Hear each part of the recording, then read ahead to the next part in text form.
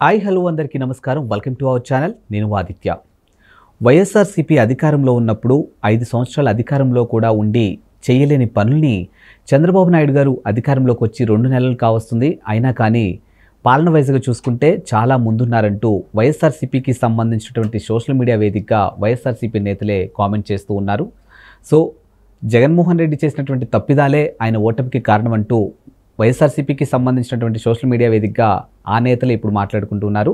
మరి ఈ అంశం గురించి మాట్లాడడానికి మనతో పాటు స్టూడియోలో ఉన్నారు ప్రముఖ రాజకీయ విశ్లేషకులు ప్రసాద్ గారు. సో సార్ని అడిగి తెలుసుకుందాం. సార్ నమస్కారం. సార్ నమస్తే అండి. సార్, వైఎస్ఆర్సీపీ ఓటమికి ప్రధాన కారణం జగన్మోహన్ రెడ్డి పాలన సక్రంగా లేకనే ప్రజలు తిరస్కరించారు. 5 సంవత్సరాలు ఆయన చేయలేంది చంద్రబాబు నాయుడు గారు వచ్చిన 2 నెలల్లోనే చేస్తున్నారంటూ వైఎస్ఆర్సీపీకి సంబంధించిన సోషల్ మీడియా వేదికగా ఆ నేతలే మాట్లాడుతూ ఉన్నారు. మరి ఈ అంశాన్ని మనం ఎలా చూడొచ్చు? ఏ విధంగా వాళ్ళు క్యాలిక్యులేషన్ చేసి ఈ మాటలు మాట్లాడుతున్నారు? ఇది జగమెరిగిన సత్యం అండి.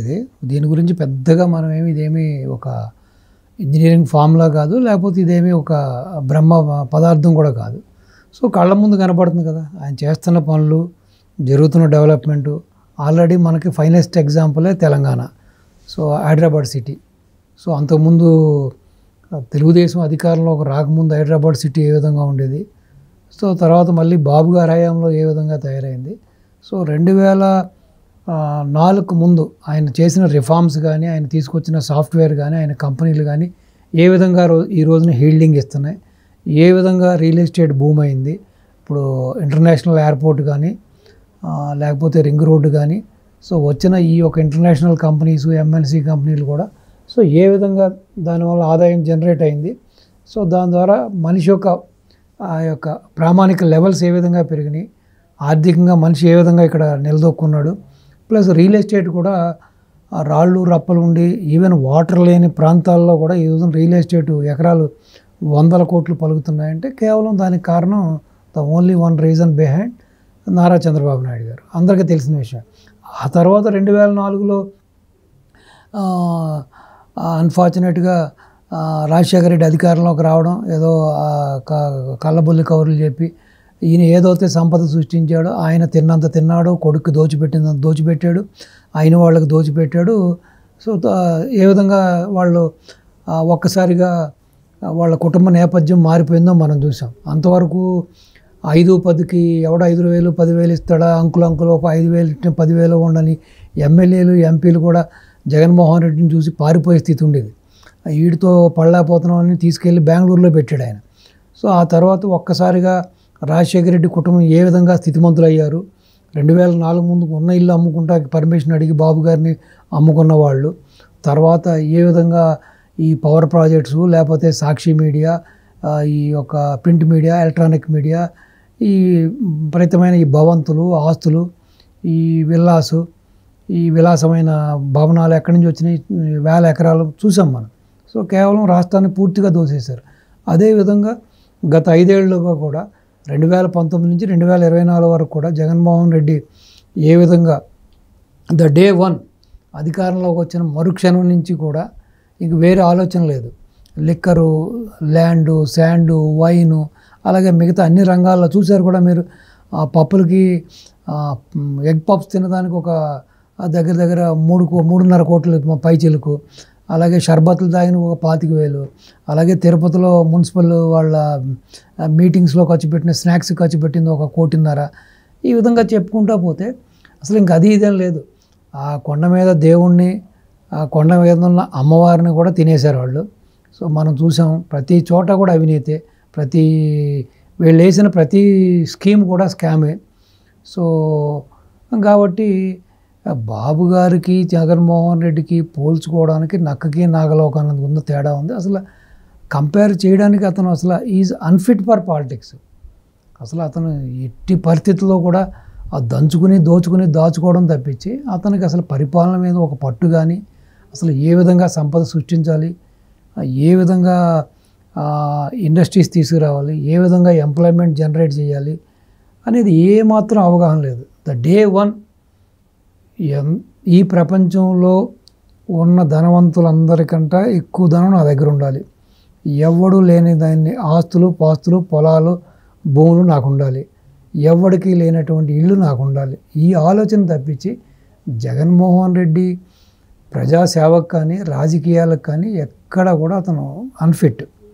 సో ఈ రోజున మీరు చూస్తున్నారు విత్ ఇన్ ఎ షార్ట్ టైంలో విత్ ఇన్ ఎట్ ఇంకా పట్టుమని మీకు ఆల్మోస్ట్ 3 months కూడా అవ్వకుండానే బాబు గారు అంటే ఒక అడ్మినిస్ట్రేషన్ ఎలా ఉంటాడు, ఒక విజనరీ లీడర్ ఎలా ఉంటాడు, ఒక ప్రిజనరీ ఎలా ఉంటాడు అన్నది ఆయన చేతుల ద్వారాను ఆయన మాటల ద్వారాను నిరూపిస్తూ ఉన్నాడు. ఆయన మాటల మనిషి కన్నా చేతల మనిషి ఆయన.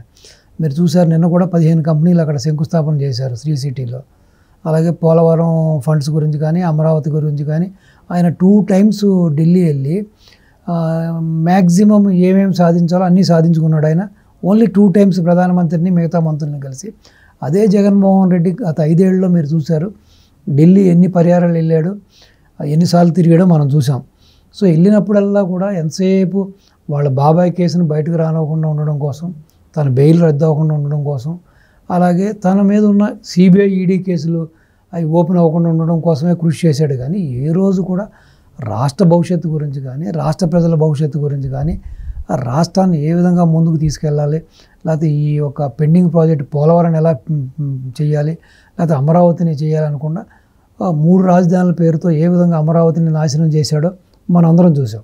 సో కాబట్టి వాళ్ళ మీడియా చెబుతుంది ఏమి అతిశయోక్తి కాదు, ఇదేమీ లేని విషయం కాదు. సో అట్లీస్ట్ ఎన్నో అబద్ధాలు ఎన్నో అసత్యాలు ప్రచారం చేసే సాక్షి మీడియా, సాక్షి పేపర్ కూడా అట్లీస్ట్ మరి అది రియలైజేషన్ అనుకోవాలా, లేకపోతే ఆల్రెడీకి ప్రపంచమే కోడైకి వస్తుంది కాబట్టి జగన్మోహన్ రెడ్డి ఇన్ఎఫిషియన్సీ ఏంటి, ఇనేబిలిటీ ఏంటి, అతను ఎంత అసమర్థుడు అనేది సో ప్రపంచానికే తెలిసిపోయింది. కాబట్టి ఈ సమయంలో కూడా మనం నిజం చెప్పకపోతే అసలు కొనేవాడు కూడా మన పేపర్ కొనడనే ఉద్దేశంతో మళ్ళీ బాబు గారిని ఈ విధంగా ప్రైజ్ చేస్తున్నారు అన్నది మనం కూడా ఆలోచించవలసిన విషయం. ఏదేమైనా జగన్మోహన్ రెడ్డి అనే నాయకుడిని ప్రజలు ఎన్నుకోవడం వాళ్ళ దురదృష్టం. 5 ఏళ్లలో ఎంత డ్యామేజ్ జరిగిందో మనం చూసాం. దగ్గర అన్ని వ్యవస్థలని నాశనం చేసేసాడు. ఈరోజు కూడా ఇంకా ఎంప్లాయీస్లో ఒక ఐఏఎస్లో ఐపీఎస్లో కూడా ఒక జవాబుదారీతనం కనపట్లేదు. ఇప్పటికీ కూడా ఇంకా వాళ్ళు ఆ జగన్మోహన్ రెడ్డి మత్తులోంచి ఇంకా బయటపడలేదు. ఇప్పుడు కూడా ఈయన ఎన్ని పరుగులు పెట్టి ఎన్ని పనులు చేస్తున్నా కూడా వాళ్ళ యొక్క తోడ్పాటు సరిగ్గా ఉండలేదు. మీరు చూసారు 2-3 మీటింగుల్లో కూడా ఈ మధ్య నిన్న మొన్న మీటింగ్లో కూడా ఒక అధికారిని కూడా ఆయన మందలించడం చూశారు. అంటే పూర్తిగా వ్యవస్థలను సర్వనాశనం చేసి వీళ్ళందరినీ కూడా యథా రాజా తదా ప్రజ అన్నట్టుగా తన దోపిడీ తను సాగిస్తుంటే వీళ్ళు కూడా వీళ్ళ శక్తి కొలిది వాళ్ళు కూడా దోపిడీ చేసేసారు. కాబట్టి ఇంకా దోపిడీ డబ్బుల యొక్క బలిసి కొట్టుకోవడం కానీ లేకపోతే వాళ్ళ ఆ మత్తులోంచి ఇంకా బయటపడలేకపోతున్నారు. కాబట్టి ఇంకా ఆ వర్క్ కల్చర్ రావట్లేదు వీళ్ళకి. ఎందుకంటే ఈ 5 ఏళ్ళలో కూడా అడిగే నాదుడు లేడు, ఈ పని ఎందుకు చేయట్లేదని ప్రశ్నించే నాదుడు లేడు. యథా రాజా తదా ప్రజ. అతనేమో పబ్జీ ఆడుకుంటాడు తాడేపల్లి కొంపలో కూర్చుని ఎంతసేపు ఏ విధంగా నేను రోజుకి కొన్ని 100 కోట్లు సంపాదించాలని ఆలోచనతో అతను ఉన్నాడు. సో మిగతా వాళ్ళు కూడా శక్తి కొలిది వాళ్ళు కూడా సంపాదించుకోవడం మొదలుపెట్టారు. కాబట్టి సో ఆ ఎంప్లాయీస్ కూడా ఇంకా బయటపడట్లేదు, ఆ మూడ్లోనే ఉన్నారు ఇంకా వాళ్ళు కూడా.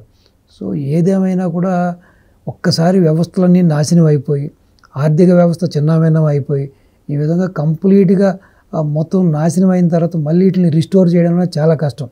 ఇప్పుడు ఒక 24 గంటలు తిని తాగి తందనాలు ఆడేవాడిని తీసుకొచ్చి ఏదైనా పని చేయమంటే ఎంత కష్టపడతాడో ఈ విధంగా భ్రష్టు పట్టిన ఈ వ్యవస్థల్ని, ఈ భ్రష్టు పట్టిపోయిన ఈ యొక్క ఎంప్లాయీస్ని వీళ్ళందరినీ కూడా మళ్ళీ ఘాట్లో పెట్టడం కూడా అంతే కష్టం. ఎందుకంటే ఆ వర్క్ కల్చరు నేర్పించడం కూడా చాలా కష్టం. సో కాబట్టి జగన్మోహన్ రెడ్డి చేసింది ఏమీ చిన్నపాటి డ్యామేజ్ కాదు. కాబట్టి అయినా సరే ఇటువంటి క్షణంలో అతని మీడియానే ఈ విధంగా బాబు గారు సమర్థుడు, బాబు గారు మంచి ఒక టార్చ్ బేరరు లేకపోతే ఒక మార్గదర్శి అని చెప్పి మాట్లాడడం అనేది ఒక మెచ్చుకోదగ్గ విషయం. అంటే శత్రువు కూడా తన శత్రువుగా భావించే చంద్రబాబు నాయుడు కూడా జగన్మోహన్ రెడ్డి మీడియా ప్రైజ్ చేస్తుందంటే ఇది ఒక ఆహ్వానించదగ్గ విషయం. ఎప్పుడైనా కూడా ఒకటండి, తప్పు చేస్తే తప్పు చేస్తున్నాం అని చెప్పి మాట్లాడడం తప్పులేదు, తప్పు చేస్తున్నామని ఆర్టికల్ రాయడం తప్పులేదు.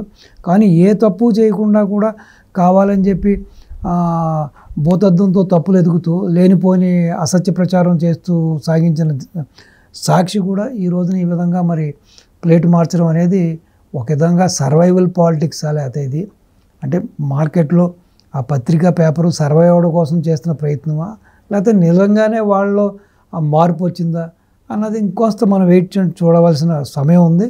So will wait and see. ఎందుకంటే జగన్మోహన్ రెడ్డి మనుషుల్ని మనం అంత తొందరగా మనం తేలిగ్గా మనం లెక్క వేయకూడదు. అంత తొందరగా మారతారని కూడా మనం ఆశించకూడదు. Thank you sir. నమస్తే అండి.